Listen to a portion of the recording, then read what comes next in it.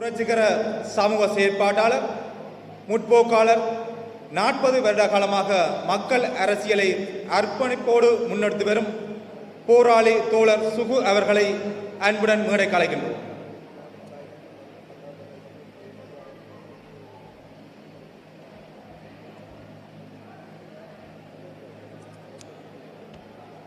தோழர்களே, நண்பர்களே, சகோதர சகோதரிகளே, என்னை பொறுத்த மட்டில் இந்த காலகட்டத்தில் இந்த அரங்கு சரியான முக்கியமான ஒரு இடம், மிக முக்கியமான இடம் என்று நான் கருதும். தெற்குக்கும் வடக்குக்கும் இடையே, வடகிழக்குக்கும் இடையே உறவுகளை ஏற்படுத்துவதற்கான இடைவெளி ஏற்படுத்தப்பட வேண்டும். அரகலையாவுக்கு 2022 மார்ச்சில் தொடங்கின அரகலை ஆண்ட எழுச்சிக்கு முன்னர் பின்னர் என்ற நிலவரங்கள் இங்கே இருக்குது. ஒரு பண்பு ரீதியான மாற்றம் நிகழ்ந்த காலம். இந்த நாட்டில் 76 வருஷமா ஒரு பழக்க தோஷமா இருக்கிற விடயத்தை மாற்ற வேணும், இந்த வழக்கத்தை மாற்ற வேணும் என்ற ஒரு அபிப்பிராயம் நாடளாவிய அளவில் பரவலாக இருக்குது. இந்த தேசிய மக்கள் சக்தியில் இருக்கக்கூடிய அந்த முன்னிலை கட்சியான மக்கள் விடுதலை முன்னணி 1971ஆம் ஆண்டு ஒரு கிளர்ச்சியை இந்த நாட்டில் நடத்தியது. 10,000 இளைஞர்களின் சடலங்கள் களரி கங்கையில் மிதந்ததாக சொல்லுவார். இதனை 1980களின் முற்பகுதியில் இருந்து கலந்துரையாடல் வகுப்புகள் நடத்தும் நான் பல தடவை சொல்லி வந்திருக்கிறேன். 10,000 இளைஞர்களின் சடலங்கள் 1971 மிதந்ததென்று சொன்னால் 2009 மார்ச், ஏப்ரல், மே மாதங்களில் நந்திக்கடலிலும் எமது இளைஞர் யுவதிகளின் சடலங்கள் மிதந்து கொண்டிருந்தன. இங்க ஒரு விஷயத்தை நான் சுட்டிக்காட்ட வேணும். வேறுபாடுகள் இருக்கலாம், ஆனால் ஒரே மாதிரியான அபிலாஷைகள். இந்த நாட்டில் நோய் கண்ட வருத்தம் பிடிச்ச இலங்கையின் அரசியல் கட்டமைப்பை மாற்ற வேண்டும் என்றது நேர் சீர்த்தியாகவோ வேறு விதமாகவோ கிளர்ச்சிகளாக இங்கே நடைபெற்றது. தெற்கின் இளைஞர் யுவதிகளும் வடக்கு கிழக்கின் இளைஞர் யுவதிகளும் இந்த நாட்டிலே நோய் பிடித்த அரசியல் கட்டமைப்பை மாற்ற வேண்டும் என்று அவாவுற்றிருந்தார்கள். அந்த விடயத்தை பொருட்படுத்தாம எல்லாம் இயல்பாக இருக்கின்றன என்று சொல்லிக்கொண்டு நாங்கள் அரசியல் நடத்தலாம். பாலியல் வன்கொடுமை, பெண்களுக்கு எதிரான பாலியல் வன்கொடுமையை பற்றி பேசி இருக்கிறோம். அரசு யந்திரம் என்று சொல்றது, ஒரு முதலாளிக்கு அரசியல் யந்திரம் எப்படி நடக்கும் என்றதுக்கு 1971 கதிர்காமத்தில் மனம் பெரிய ஒரு பெண் பிள்ளையை நிர்வாணமாக நடத்தி சென்று அதன் சவக்குழிக்குள் இட்ட சம்பவம் எப்படியோ அப்படித்தான் இங்கு கிருசாந்தி படுகொலையும் இசைப்பிரியா படுகொலையும் நடந்தது. எங்களுக்குள் ஒரு இரத்த சம்பந்தம் உண்டு. வடக்குக்கும் கிழக்குக்கும் ஒரு வடக்குக்கும் தெற்குக்கும் ஒரு இரத்த சம்பந்தம் உண்டு. நாங்கள் ஒரே விதமான உணர்வுகள் எங்களுக்கு இருக்கின்றன. இந்த நாட்டில் எழிலார்ந்த வாழ்க்கை என்ற கனவு கண்ட இளைஞர் யுவதிகள் தான் இந்த நாட்டில் கிளர்ச்சிகள் நடத்தி சென்றவர்கள். இந்த நாட்டில் அழகிய வாழ்க்கை என்று சொல்லி இதில் போட்டிருக்கிறது. அழகிய வாழ்க்கை, எழிலார்ந்த வாழ்க்கை ஒன்ற கனவு கண்டவர்கள் ஆனபடியால் நாங்கள் இன்றைக்கு வேதங்களுக்கு அங்கால நாங்கள் ஒன்றிணைந்து செயற்பட வேண்டும். பகுத்தறிவை பிரயோகிக்க வேண்டும், பொது புத்தியை பிரயோகிக்க வேண்டும். எங்களுக்கு தெரிய வேணும். நான் கண்கண்ட சாட்சி 1977 ஆண்டு இலங்கை காவல்துறை இந்த நவீன மார்க்கெட்ட 77 ஆண்டு ஆட்சியில் யார் இருந்தது என்று உங்களுக்கு தெரியும். இந்த நியூ மார்க்கெட்டை மண்ணெண்ணெய் ஊட்டி பெட்ரோல் ஊற்றி கொளுத்தினதை நான் ஆஸ்பத்திரி வீதியிலிருந்து பார்த்தேன். அது எனக்கு இன்னும் ஞாபகம் இருக்கு. வெலிங்டன் தியேட்டர் சண்டியில் இருந்து ஆட்களை சுட்டு இழுத்து கொண்டு போனதை நான் பார்த்திருக்கிறேன். பூவார சிங்கம் புத்தகசாலை உட்பட எங்களுடைய பழைய சந்தை உட்பட அதின் சாடையான குறியீடு இன்னும் சுண்ணாகத்தில் தான் இருக்கு. எல்லாம் தீயில் எரிக்கப்பட்டதை பார்த்திருக்கு.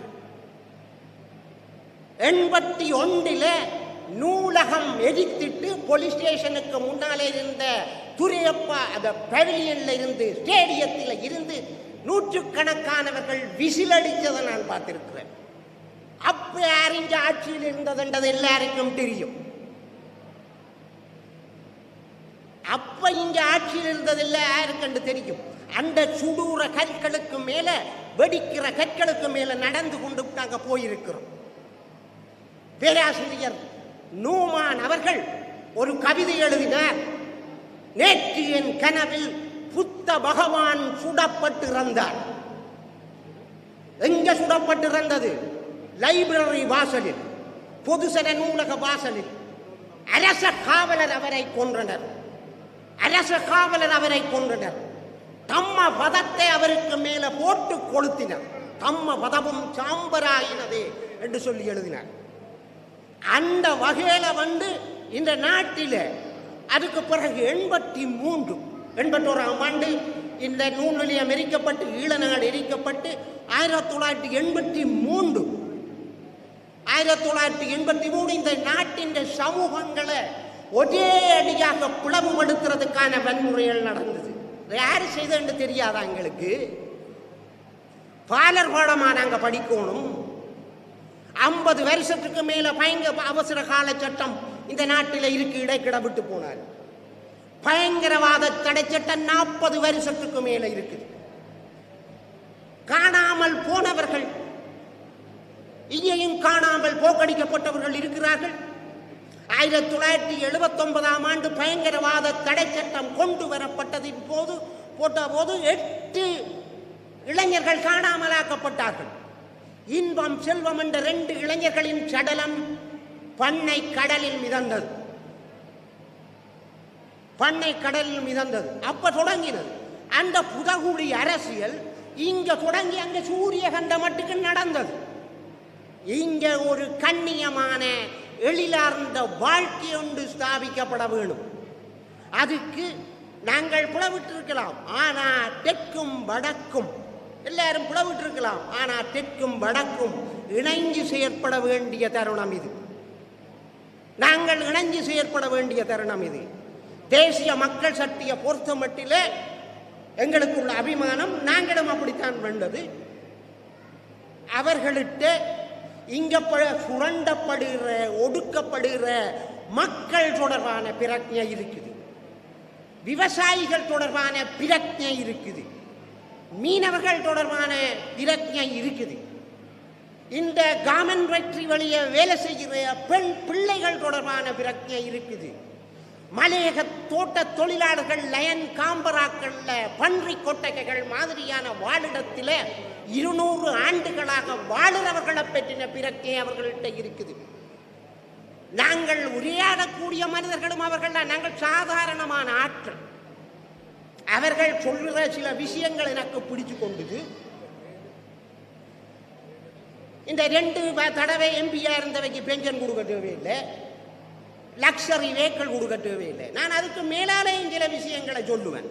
இந்த அரசு அதிகாரிகளுக்கு மற்ற இந்த அரசு இயந்திரத்தில் இருக்கிறவைக்கு இந்த தாரதப்பட்டை அடித்து மாலை மரியாதை செய்கிறதை நிப்பாட்டவர். ஒரு சுயமரியாதை உள்ள சமூகத்தை நாங்கள் எஸ்டாப்ளிஷ் பண்ண வேண்டும். எனக்கு தெரியும் தொடர் அனுரகுமார திசாநாயக்க அவர்கள் ஒரு சாதாரண குடும்பத்தில் பிறந்த ஒரு ஆள். சாதாரண குடும்பத்தில் பிறந்த ஒரு ஆள். இங்க தேசிய ஒடுக்குமுறை மாத்திரம் இல்லை, இங்க இந்த நாட்டில் தேசிய ஒடுக்குமுறையும் இருக்குது. மலையக மக்கள், முஸ்லீம் மக்கள், தமிழ் மக்கள், சிங்கள மக்கள் சேர்ந்து வாழுறதுக்கு அதிகார பயிர்வு கட்டமைப்பு வேணும். அதே வேளையில் வேறு பிரச்சனை, பெண்ணடிமைத்தனம் இருக்குது, இங்க தீண்டாமை சாதியம் இருக்குது, பால் சமத்துவம் முக்கியமான விஷயம்.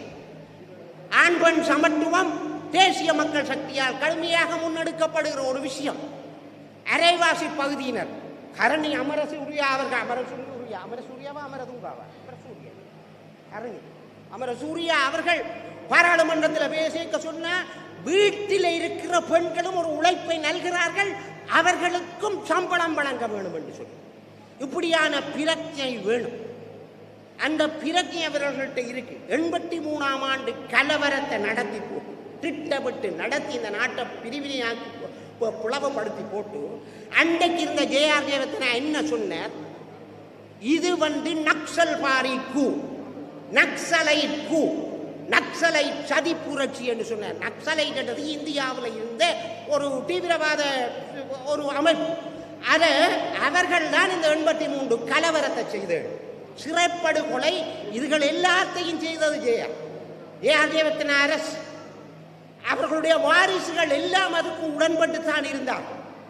அதுபடியா இன்றைக்கு இந்த நாட்டில் ஒரு ஒரு இன்னைக்கு ஒரு விஷயம் பார்க்கணும். இது தொடர்ச்சியா ஒரு விசைச்சூழல் போல இனவாத வன்முறைகள் நடந்து கொண்டிருந்தாலும் 2014க்கு பிறகு முஸ்லீம் மக்களுக்கு எதிரான வன்முறைகள் நடந்தது. முஸ்லீம் மக்கள் ரோட்டில் வெளிக்கிடையிலாத நிலவரம் இருந்தது. இலங்கையை 35-40 வருஷமா இருள் சூழ்ந்ததாக தான் வச்சிருக்கிறாங்க. இந்த அறகலையா தான், இந்த எழுச்சி தான் இந்த முஸ்லீம் மக்களுக்கு பிற்காலத்தில் 14 தொடக்கம் 22 மட்டும் இருந்த வன்முறையை தட்டி இருத்தினார். அந்த வன்முறையை அவர்கள் தான் தட்டி இருத்தினார்கள். அதுபடியா இந்த விஷயங்களை எல்லாம் கருத்துக்கு எடுத்து இந்த எதிர்காலத்தில் இந்த நாட்டுக்குள்ள ஒரு மாற்றத்தை ஏற்படுத்துறதுக்கு, ஒரு எழிலார்ந்த வாழ்க்கையை ஏற்படுத்துறதுக்கு அனுரகுமார திசாநாயக்க அவர்களுக்கு அது வாக்களிக்க வேணும். அவர்களுடைய திசை காட்டி சின்னத்துக்கு வாக்களிக்க வேணும். கடைசியாக ஒன்று சொல்றேன், அவர் இந்தியாவின் இந்து பத்திரிகைக்கு ஒரு அருமையான பேட்டி அளித்திருந்தார் 2-3 நாட்களுக்கு முன்பு. 2 பிரதான பிரச்சனைகள் இந்த நாட்டில் தீர்க்கப்பட வேண்டும். ஒன்று ரேசிசம், இங்கே இருக்கக்கூடிய இனவாதம். 2வது இங்கே உள்ள பொருளாதார கட்டமைப்பை சீரமைக்க வேண்டும். நன்றி, வணக்கம்.